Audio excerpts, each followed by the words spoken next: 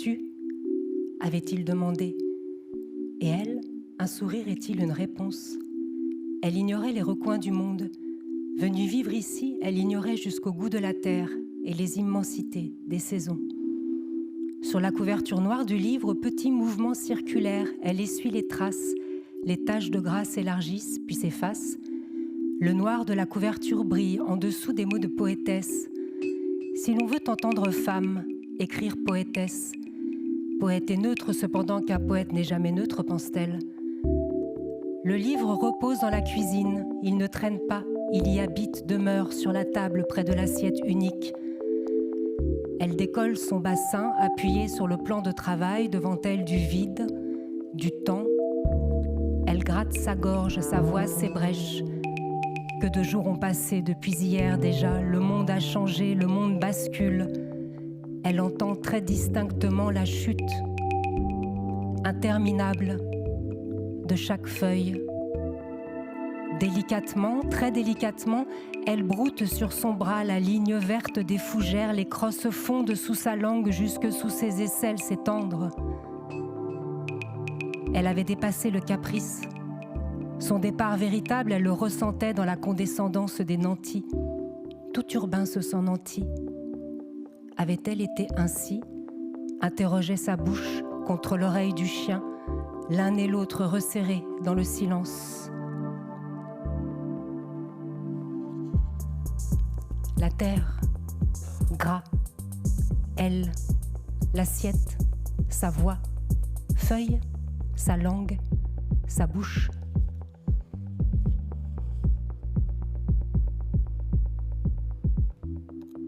La tête sous le bras, reprendre confiance par le fleuve sur des kilomètres trébuchés, galets et écrevisses meurtrices. Mais voici que se dresse la stèle aux dames, noyées, 3 fois noyées les petites filles, dans leur baignade, en hommage à la femme de lettres, la passagère. Elle règne ici, on peut la surprendre dans le vol de l'Algira, où le marbre ébréché d'un buste à demi caché par la floraison de l'églantier, la rose des chiens. La nature reprend des forces. La mesure des choses n'est plus l'homme, le garçon, mais la fille du chien, la terre qui porte leur chemin. La pensée, c'est le bras, c'est la main qui avance, la jambe qui plie. La pensée, c'est le chien, le poumon qui se gonfle, l'aorte qui bat. Le ciel se voûte, entièrement tissé d'étoiles araignées. Écrevisse, baignade, terre, main, ciel.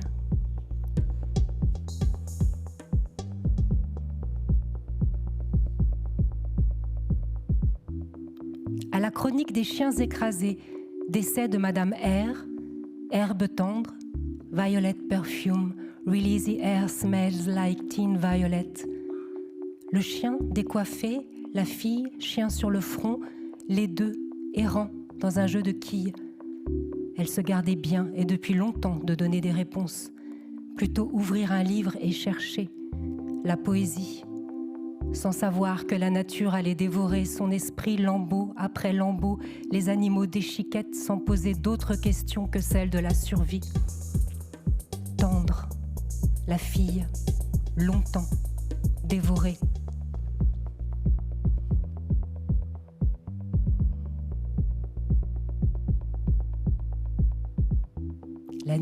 La nuit est si longue, allongée d'un jour à l'autre, la nuit dure. Est-elle venue ici pour disparaître ? Revenue, retenue, venue pour renaître, tenue, ténue, tortue sous l'édredon. Debout, les oiseaux chantent le début du jour.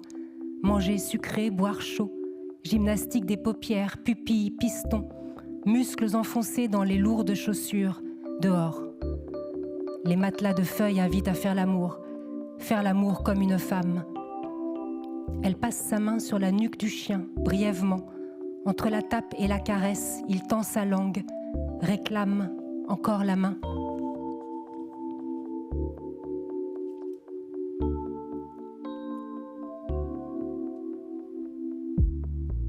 Nuit, édredon, dehors, feuilles, caresse.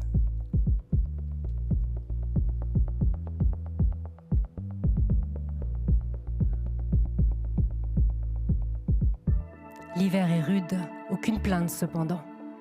Perce les petites têtes obstinées des cyclamènes dans la furie incessante du froid. Mots engelures, corsets serrés, champs gelés, crêtes de cristaux que le chien dans sa course concasse. Le chêne blanc ne prononce aucune promesse, n'exige aucun sacrifice.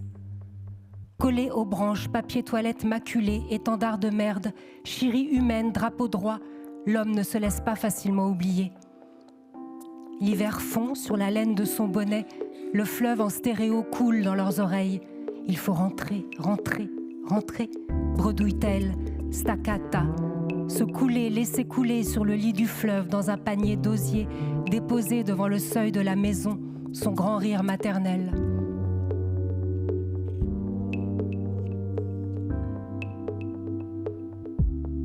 Hiver, course, chaîne, merde, rentrée.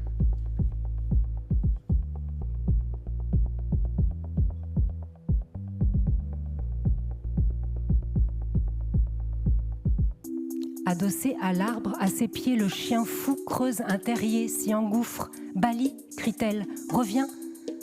Son bras plonge dans la matrice. Ruban d'os autour du cou, amulette cliquette, frisson de peau et d'oreilles, ondulation rampante. Le flou partout, la rébellion du corps. J'ai pris soin de l'animal, dira-t-elle. Sur leur tête, les vertèbres de la nuit craquent. Applaudissements. Le succès, c'était ça. Applaudissements, parvenir à éclore. Enfant des villes, rats de cité, fureurs et compétitions. Le chien au flanc, le succès, c'était ça. Venir au lent. Il la bouscule. N'as-tu pas peur d'être moins ? Être moins, soulagement. Terre entre les orteils, les bruits de la ville sont loin.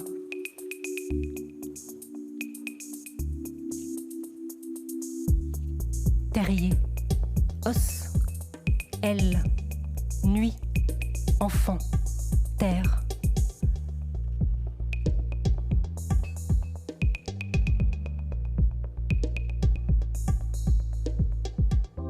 Le tour de la journée achevé, légumes ramassés, fruits épluchés, la terre balayée, les dents lavées, elle se couche, se pose la question rituelle. Est-elle venue se cacher ? Tant de fois, les griffes, des ronces sur son visage, conte, religion, ongles, vexation. Ce brouillard où il vous laisse tâtonner, ce brouillard où il vous tâtonne, ceux aux bras nombreux, sans baveux tâtonnements vous travaillent au corps. Elle trébuche, entre les murs du couloir, être perçue par la porte, l'escalier, toute chose. Puis tout ce qui vit, la lézarde, la mouche, le sarment, la sauge, puis tout ce qui enveloppe, la chaleur, la rafale, jusqu'à la morsure, la sculpte, fille du chien.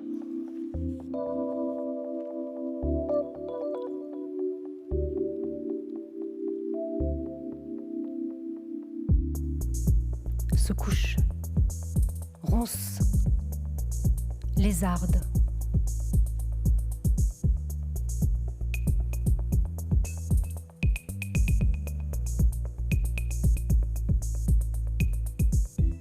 Bien sûr, lorsque sa marche croise le jeune faon, elle oublie à peu près tout ce qui la leste, la coule, plutôt roucoulée devant le faon, ses oreilles rondes, sa fourrure de châtaigne. Maman est là, lui confie-t-elle, confidence de glace, juste décrochée de l'arbre, saccade de gel éclate à ses pieds. C'est comme une eau tout à fait claire, tout à fait claire. Secousse de l'animal, dans son dos, le soleil, lui, s'approche, sursaut. Je me croyais seule, dira-t-elle au faon et au soleil. Ces conversations du bout des mondes. Puis le soleil sur ses épaules, elle s'ébroue, retourne entre la pierre des murs.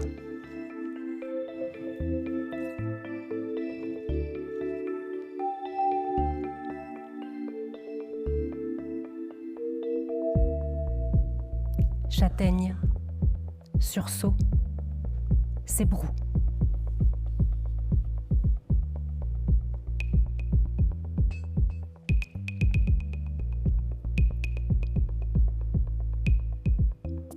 Comme elle est, là, coudes appuyés, jumelles à portée, mater les oiseaux, rouge-gorge et gorge bleue, furtive. Ici, le folklorique n'existe pas. Vient le moment du rien. Rien sur le nuage, la ramure. Tout est à reconstituer. L'outillage, langage, l'abri. Comme une verroterie, les lettres tombent. Elle suffit.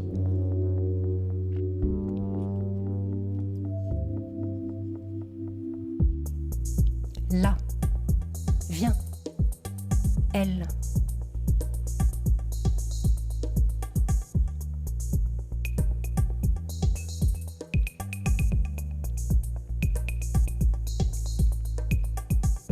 Par mimétisme se transforme en écorce, en racine, en mulot, parfois met de l'ordre sur les chemins. Cailloux, lianes, cadavres, alignés, elle respire, comme le chien. Ne criez pas, crie une voix. Plutôt réviser sa biographie, la raccourcir, la ramasser. Si sûre d'elle qu'elle ne relie pas, indique seulement les directions dominantes.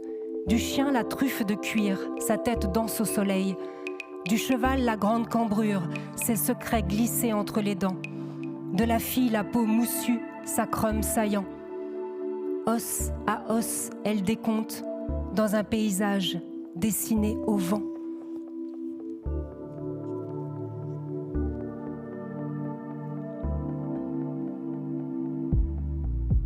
Cri, danse, vent.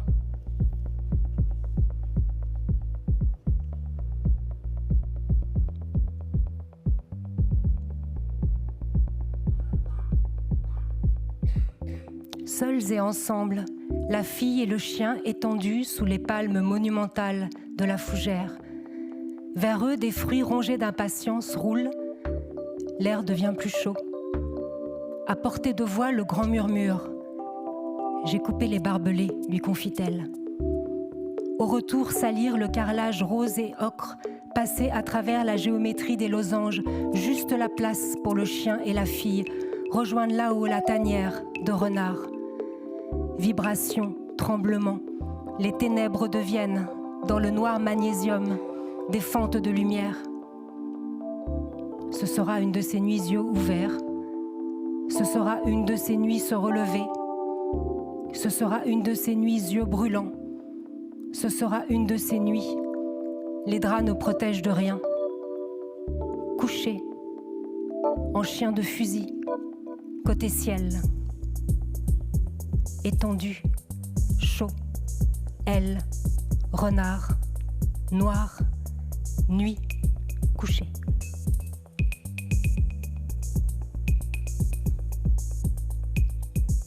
C'est parce que le chien s'est rapproché qu'elle a vu sur le muret l'herbe inconnue et magique.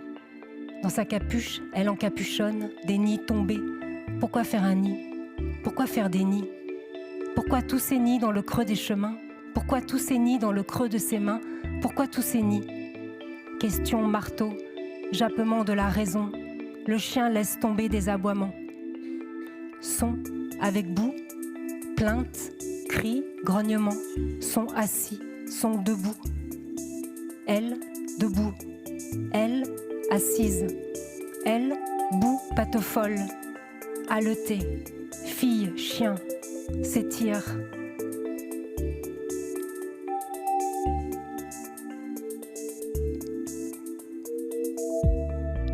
Herbe, nid, aboiement, bout, s'étire. Trouver l'écriture canine, donner sa langue au chien.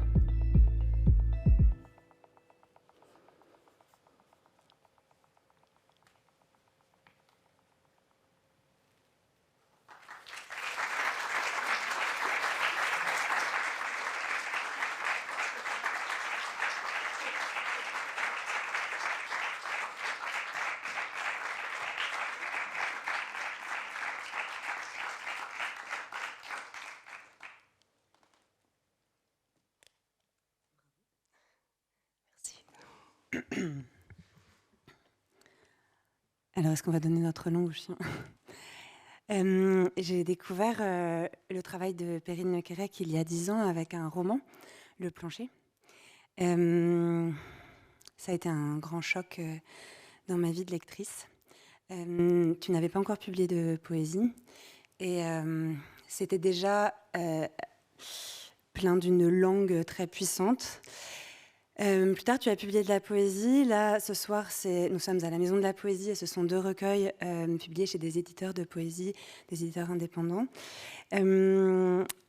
Et en fait, au fur et à mesure dans ton œuvre, j'ai senti qu'il y avait que les deux se nourrissaient mutuellement et qu'il y avait une évolution progressive vers, disons, peut-être pas vers la poésie, mais vers un emploi du vers plutôt que de la prose. J'ai l'impression que le vers est de plus en plus présent. Est-ce que tu peux nous parler de cet emploi du vers et de ton goût pour ce retour à la ligne? Qu'apporte-t-il? C'est vrai que souvent je dis la poésie pour moi c'est le retour à la ligne. Donc quand j'écris, c'est retourner à la ligne, c'est comme reprendre appui contre un mur. Le bord de la page, c'est vraiment le mur. Donc quand j'ai l'impression que ma pensée ou que le personnage avec lequel je suis sur la page doit aller s'abriter ou doit reprendre son souffle, alors je retourne à la ligne. Donc je ne sais pas trop cette porosité, comment elle s'accomplit, mais c'est évident que pour moi, la langue, elle utilise tous les chemins. Et prose, poésie, c'est la même langue. C'est vraiment une histoire de respiration. Et comment, sur la page, je sens qu'ils ont soudainement besoin de reprendre leur souffle, et moi aussi. Alors on repart à la ligne. Ah, tu dis ils ont besoin. Et ça, c'est intéressant parce que dès le début de Warglyph, dont on découvrira tout à l'heure, voilà, ça sera un 3e temps, avec Warglyph, tu dis au tout début, aucune guerre n'est différente, alors qui va parler? Je vais parler pour qui? Et parler pour, ça énerve toute ton œuvre. Là, on a entendu, tu as fini avec donner sa langue au chien, mais il y a l'intention de parler pour, souvent pour les gens qui n'ont pas la voix, et là le chien c'est vraiment extrême. Mais comment est-ce que tu passes de l'intention de parler pour au fait de vraiment laisser parler à travers toi? Et là tu dis bien il. Donc comment ça se passe en fait, cette bascule? Mais c'est une rencontre. Quand on rencontre un personnage fictif, réel ou un animal, j'écoute. D'abord j'écoute énormément. Et à force d'écouter, je vais finir par entendre clairement la voix. Ça peut prendre des années. Et à ce moment-là, je vais pouvoir créer une langue qui va nous permettre de les entendre.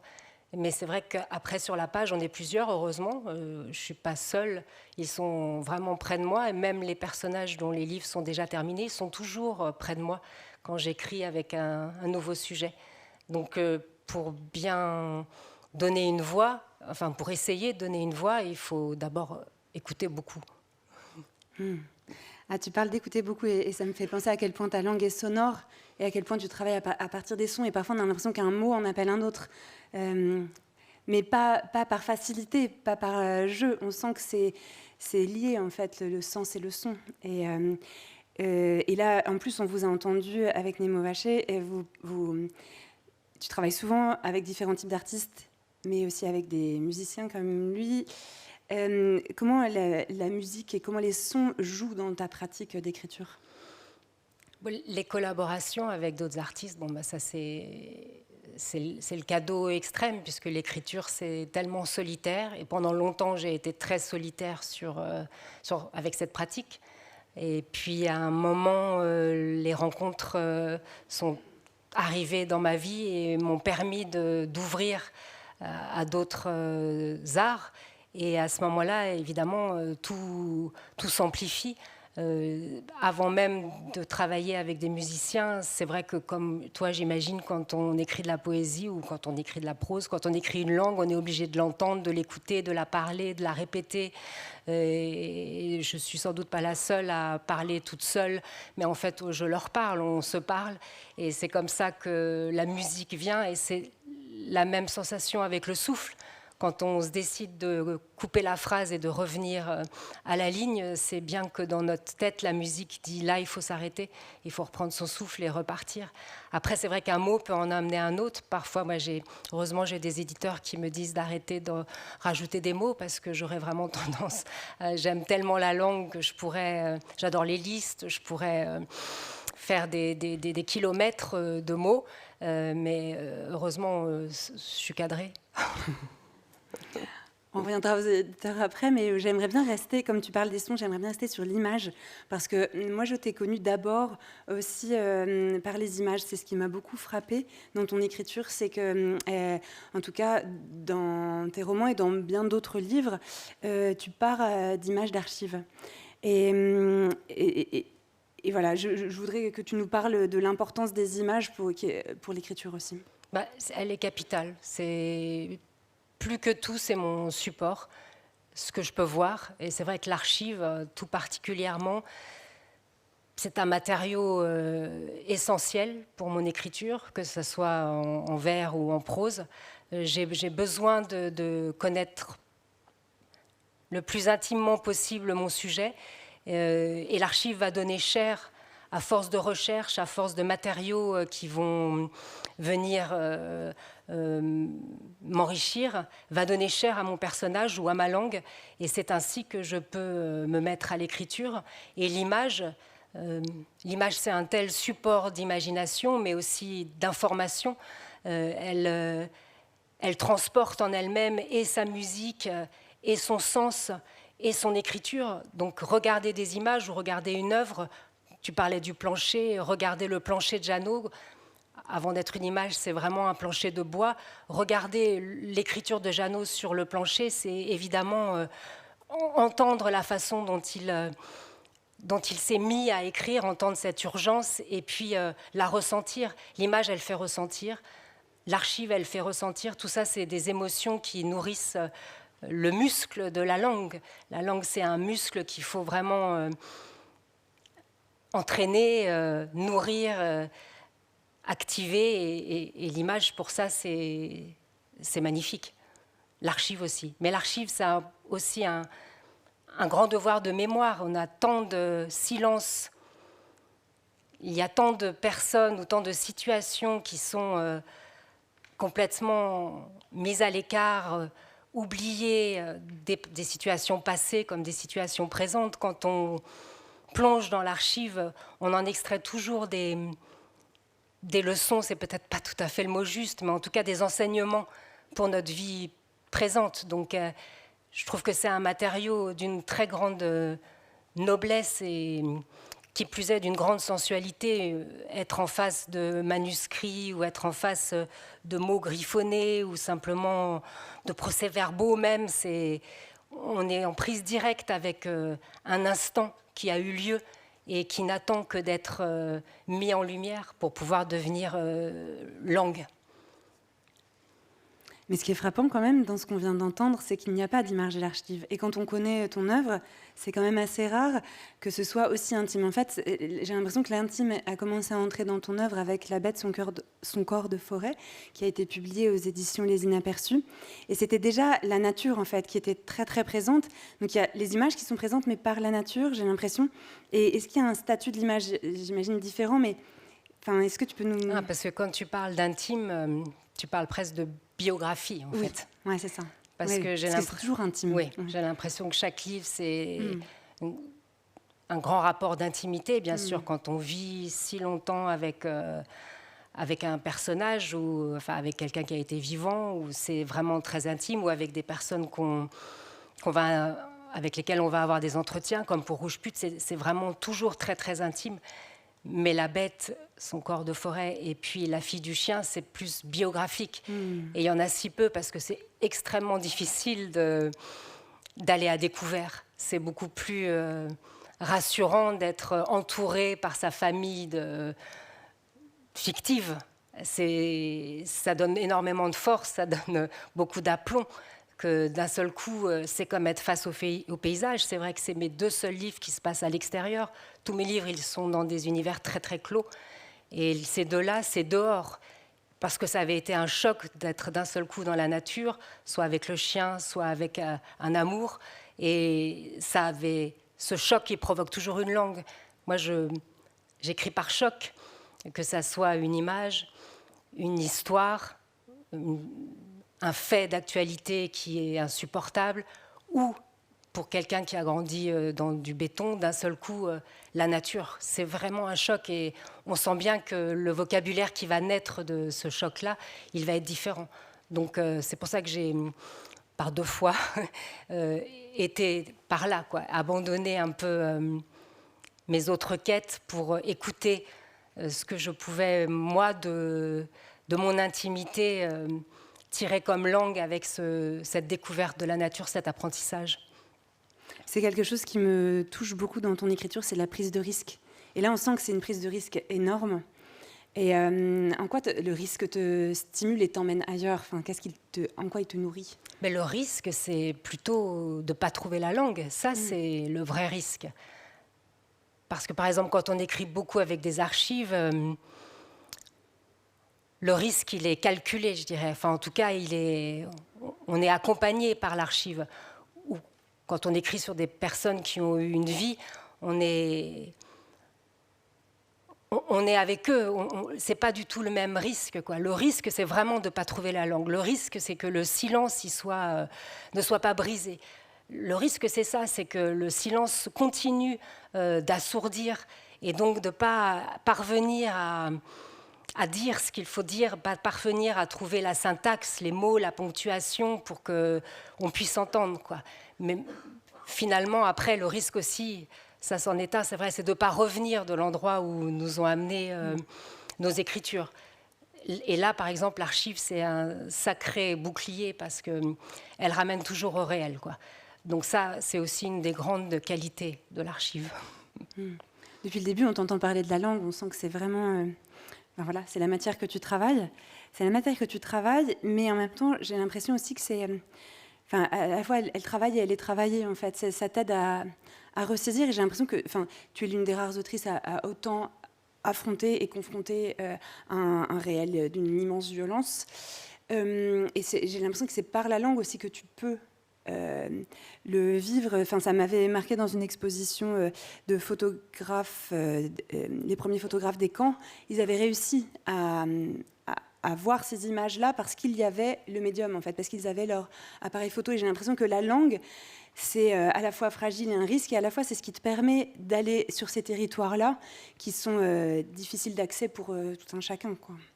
Oui, parce que le choc, les images comme celles dont tu viens de parler, mais aussi, par exemple, quand je travaille avec des femmes victimes de violences, le choc est tel que pour continuer à fonctionner dans la société, pour se dire je vais quand même continuer à avoir du monde et à penser que c'est possible d'avoir des relations amicales, amoureuses ou quoi.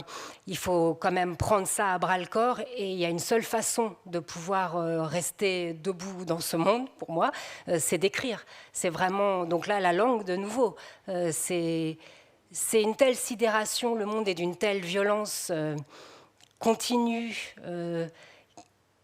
Comment faire pour faire comme si tout allait bien, ou simplement comment faire pour... Moi, ma protection, c'est le mot. C'est ma protection, mais c'est aussi mon champ d'action, mon champ de révolte, mon champ... là où je dis non, là où je dis je ne veux pas de ça, je ne veux pas que ça existe. Donc je vais donner des mots, poser des mots, écouter ce qu'on a à me dire, à me confier, et puis le transformer pour qu'après, ça puisse être entendu par tous, et puis avec toujours l'espoir que ça puisse faire bouger les lignes, qu'on soit plus conscient de ce qui se passe après avoir lu. Moi, je crois beaucoup... il n'y aurait pas tant d'écrivains, de poètes, d'artistes en prison si ça n'avait pas une véritable portée, si ce n'était pas si dangereux de révéler. Donc, j'y crois énormément. Oui. Il y a la langue qu'on entend là ce soir, mais on ne voit pas la langue, parce qu'un poème, ça se regarde aussi, et tu prends vraiment soin... si les images sont un choc et te permettent d'écrire, c'est aussi, tu les rends aussi d'une certaine façon par la position du texte sur la page. Et donc, j'aimerais bien que tu nous parles de ton travail autour de la maquette. Et ton travail, là, on revient au travail avec les éditeurs, éditrices. Comment tu travailles cette maquette avec elles, avec eux ? Moi, j'ai une idée très précise quand j'écris, de même qu'on parlait du retour à la ligne. Les mots se dispersent sur la page. La page, c'est comme une maison où on va placer les murs, le plafond, les habitants, les objets. Et chaque mot, ça a une utilité comme ça, une fonction très précise. Effectivement, si on fait à droite ou à gauche, si on centre, la lecture est totalement différente. Si on met des blocs noirs, l'œil bute ou prend son temps. Ou si on laisse de l'espace, bien sûr, on sait que là, on peut respirer. Donc c'est vraiment... moi, j'ai envie que chacun de mes livres puisse être un abri pour ceux pour lesquels j'écris. Donc il faut bien que je construise une maison, que je construise sur la page. Et chaque mot, effectivement, c'est une brique de cette maison. Après, j'ai la chance d'avoir des éditeurs qui veulent bien bouger leur maquette et qui sont tout à fait à l'écoute de mon désir. Et donc, c'est une chance, puisque j'ai jamais eu à sacrifier, et je ne l'aurais pas fait d'ailleurs, j'ai jamais eu à sacrifier ma mise en page ou mes projections sur cette grande scène de la page pour ça bouleverserait tout, ça n'aurait plus de sens.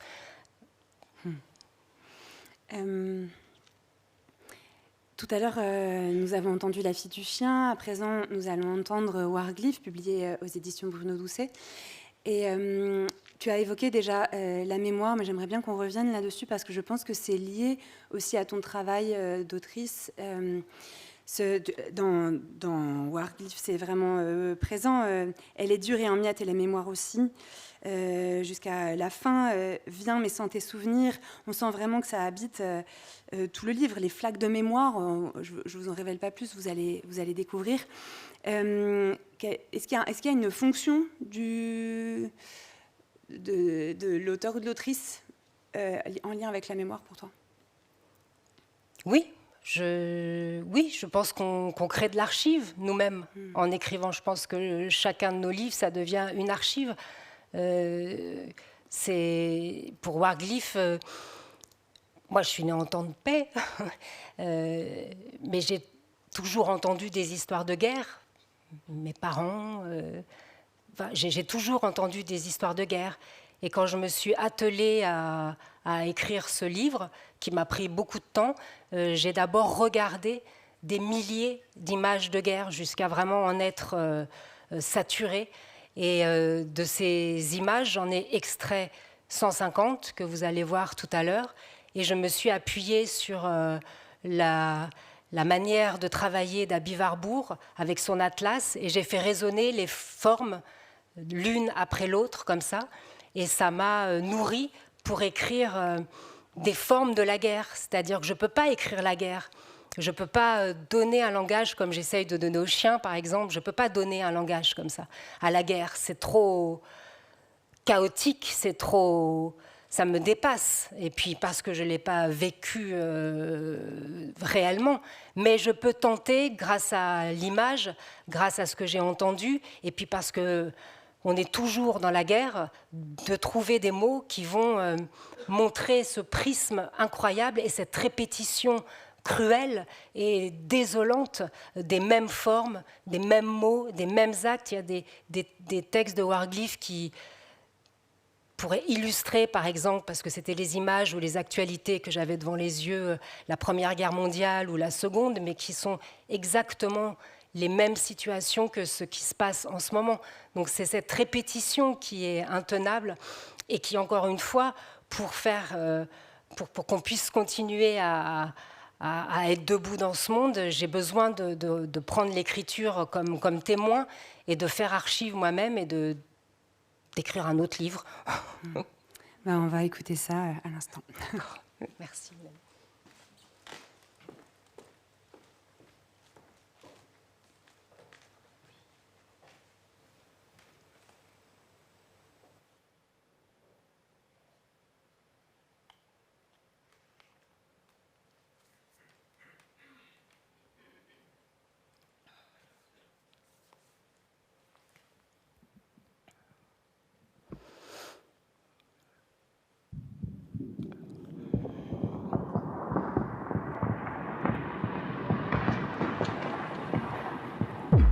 Cette guerre, comment l'écrire? Combien de temps va-t-elle sillonner ma chair, retourner mes sens, creuser mes peurs avant de s'emparer de la feuille? Où sera ma voix ? Aucune guerre n'est différente. Alors qui va parler ? Je vais parler pour qui ? Femmes, armes, chair, terre, enfants, animaux, tous ceux qui ont vu, vécu, survécu. Cadavres, désastres, stratégies, folies, les ensevelis, les atrophiés, les traumatisés, les reniés. Aucune guerre n'est différente, mais les femmes plus dures, les enfants plus vieux, la terre d'une autre couleur. Aucune guerre n'est différente, mais les hommes en foule, la violence organisée, l'histoire rayée. Si je parle d'une, je ne parle de rien. Si je parle de toutes, j'en oublie. Si je parle de toi, je tais les millions. Si les milliards me hantent, je te perds. Alors devenir toi, les milliards, la terre, la tranchée, les armes, le sang, les tripes, la crevasse, l'obus, le ciel, l'abri, le camp, le maître, l'orphelin, le déserteur, l'uniforme, le barbelé, la mine, le napalm, le masque, le cheval, la mer, l'image, le fracas, la fureur, la fatigue, la haine, la croyance, l'éclair, la charge, la mort. Jaillir du sol, de la bouche, des yeux, du poing. Manger les pierres, le vide, le gras, la chair, le rat. Engraisser le sol, la fosse, la démence. Reposer sur l'obscur. Dormir plus jamais. Devenir l'homme légion, la femme entière.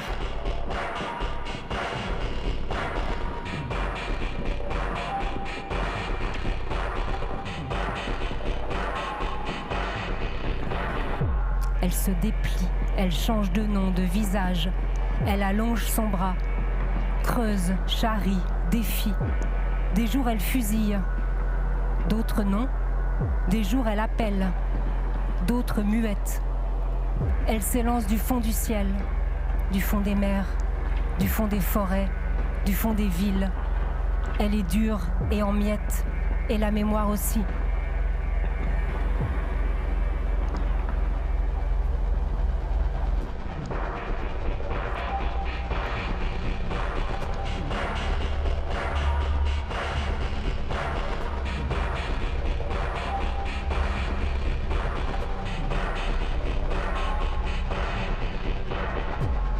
Redistribuer les possibles, plus de bras, lire avec sa bouche. Inventer des membres, plus d'yeux, lire avec ses doigts. En couper d'autres, un cheval galope sur 3 pattes. Chacune reçoit sa part de mort.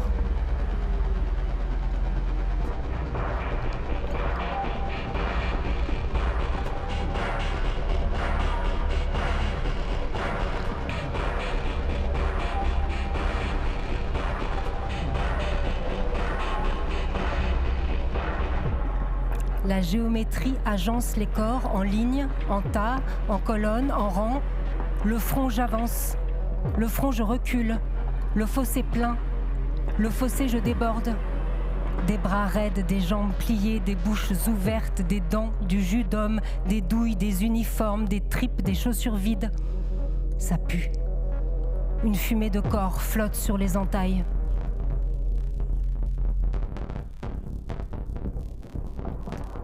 Tu as 5 ans, une robe à fleurs trop petite, dans tes bras une arme lourde. Tu as 5 ans, une robe à fleurs, une arme lourde. Tu as 5 ans, une robe, une arme. 5 ans, l'arme froide pèse entre le métal et ta peau, le billet du photographe.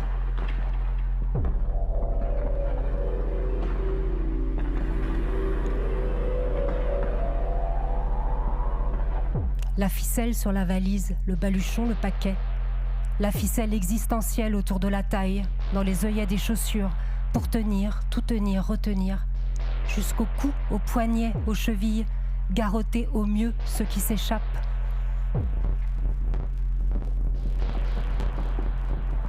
Ils s'assoient, déboutonnent leur veston, se relèvent, boutonnent, s'assoient, déboutonnent à l'aise. Se relève, boutonne, compresse la panse. De l'allure, le rôle tenu par un bouton. S'assoit, relâche, se vautre, déboutonne. Se relève, boutonne, bien fermé, guindé, droit dans le costume. Boutonne, debout, déboutonne, assis, ventre en avant, discours et flatulence. Debout, boutonne, bord à bord, en face, boutonne de concert, de rechef, les chefs boutonnés maîtrisent. bien boutonnés, se saluent, les bonnes décisions. Ils ont pris les bonnes décisions. Assis. Déboutonne à la maison, ma maison, petit chef, ramolli, déboutonne même la braguette. Respire par tous les trous, reboutonnera demain, bien boutonné, de haut en bas, dès la rosée. Rouleau de billets sur la table, contribution financière publique à l'effort de guerre. Merci aux donateurs.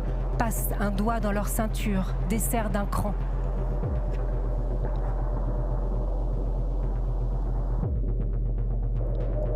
Je décabosse les phrases. Ils décabossent les casques.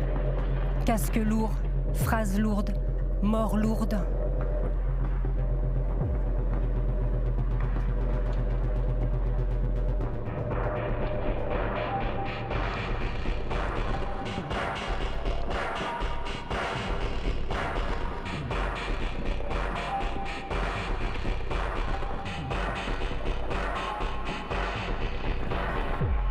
Il faut partager le crime et puis la paix. Tout est très précis, minuté. Les secondes sont précises. Elles détiennent vie et mort. D'un coup, le temps presse.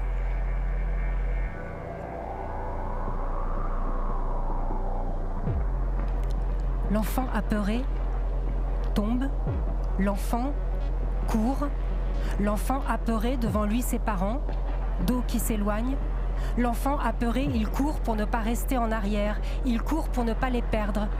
L'enfant apeuré, l'enfant trébuche, se relève, les yeux braqués sur le dos de ses parents, pourvu qu'il les rattrape. L'enfant tend ses deux mains en avant, saisit celle du père qui le traîne sur quelques mètres avant de le lâcher. Les parents courent maintenant, ils regardent par-dessus leur épaule, ils fuient un danger que l'enfant ne voit pas. Ils ont pris en chasse par quelque chose que l'enfant ne voit pas. L'enfant terrifié court encore plus vite, sans savoir comment tout cela va se terminer. L'enfant terrifié tombe. L'enfant terrifié... L'enfant...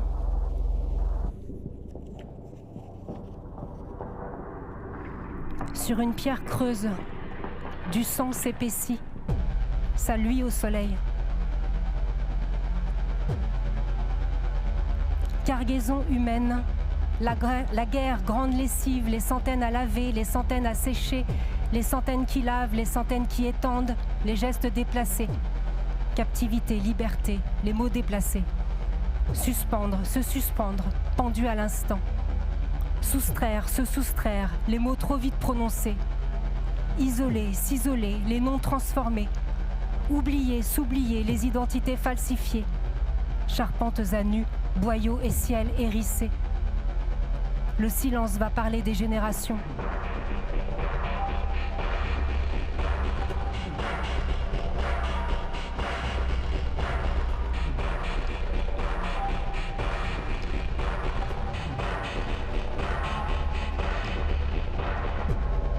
Garder des endroits délimités, ne pas franchir, sous peine de burin, dans la pierre des monuments.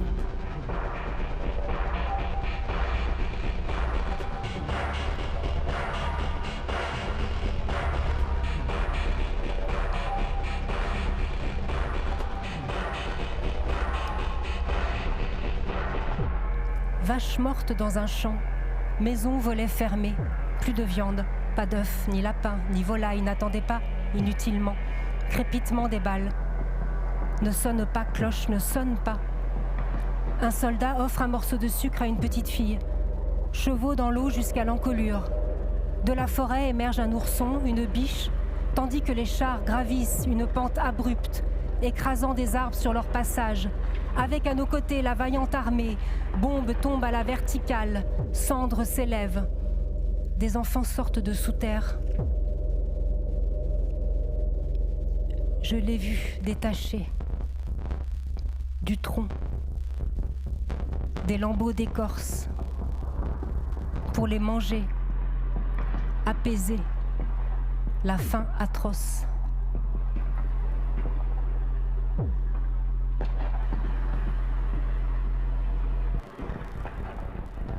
Décomposer la moralité, décomposer les corps, compte les jours, c'est la guerre.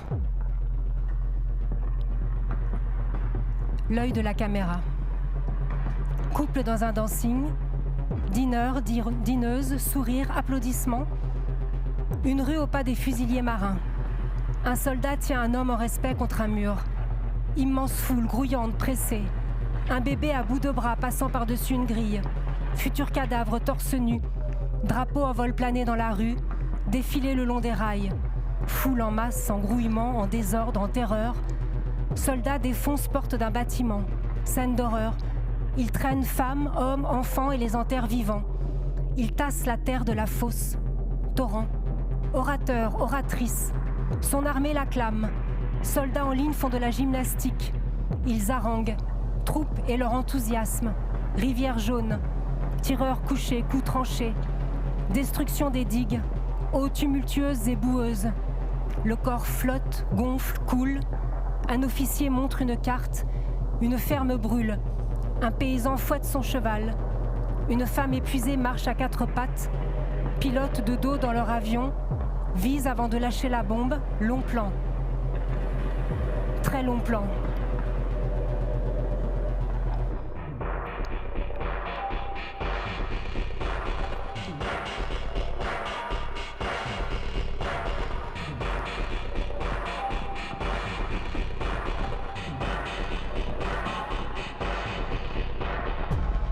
Les kilos, les vivres jusqu'à zéro. Les hommes, la faim infinie. À l'hôpital, des kilomètres de lits. Allez, encore un effort de guerre. Les yeux bandés, mains sur l'épaule du précédent. On n'y voit plus à 500 mètres. Le feu dévore. Les pieds glissent sur le sang. Nouvelles armes, nouveaux gaz. Tuer plus vite, plus fort, plus... Le monde entier proteste énergiquement. Puis le monde entier limite fébrilement.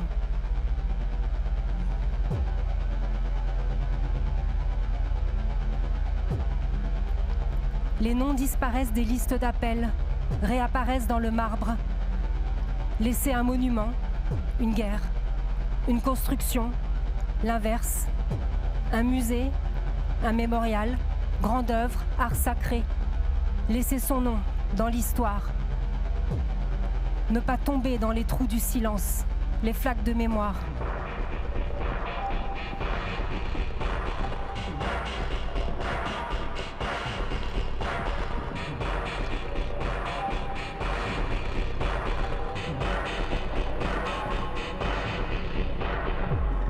Campagne assourdie, silence trompeur de la neige. Les vestes fourrées arrivent trop tard. On meurt plus de froid que de mort, mais attend pour la photographie. Hommes en fourrure, paysages déneigés, opinion publique rassurée. Ne pas montrer de cadavres, ne pas montrer de défaites, ne pas montrer d'enfants, ne dire ni où, ni quand, mettre en scène les ossements, droit de savoir, montrer des enfants, montrer des cadavres, montrer le pire, s'approcher, révéler, y laisser sa peau. Multiplication des figures.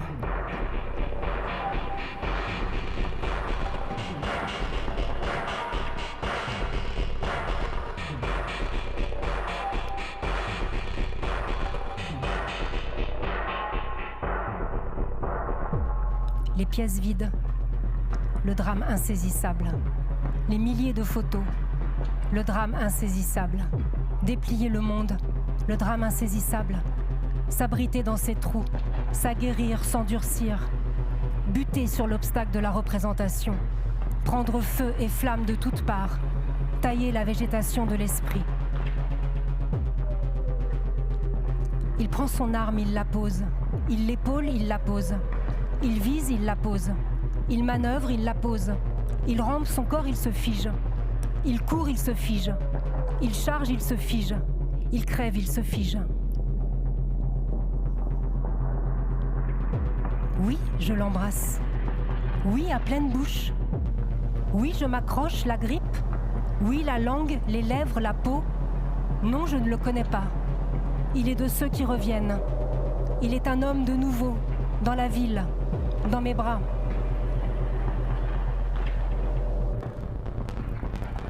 Je rentre de ma guerre. Qui pour m'attendre? Qui pour m'étreindre? Dans leur silence, j'entends. Viens, mais sans tes souvenirs.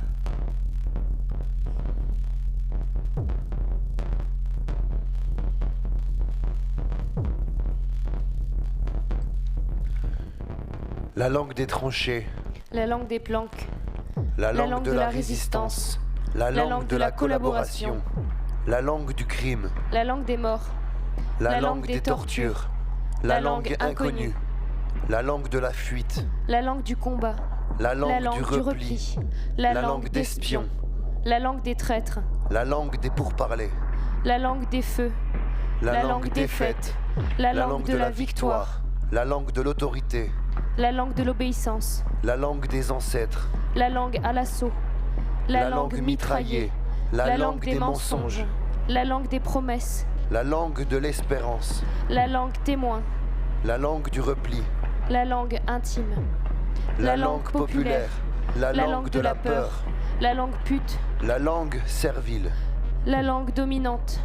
La langue dominée. La langue massacrée. La langue de circonstance. La langue du terrain. La langue nue. La dernière langue. La langue tranchée. Le bruit des os. Le bruit des dents. Le bruit du feu. Le bruit des ordres. Le bruit des trains. Le bruit des portes. Le bruit des dents, affamé. le Le bruit bruit du des feu, médailles. le Le bruit bruit des des ordres, chaînes. le Le bruit bruit des des trains, chargeurs. le Le bruit bruit des des portes, plaintes. le Le bruit bruit des affamé, valses. le Le bruit bruit des des médailles, chutes. le Le bruit bruit des du chaînes, danger. le Le bruit bruit des des chargeurs, coutures. le Le bruit bruit des du bûcher. plaintes, le Le bruit bruit des de la peur. valses, le bruit des chutes, le bruit du danger, le bruit des coutures, le bruit du bûcher, le bruit de la peur.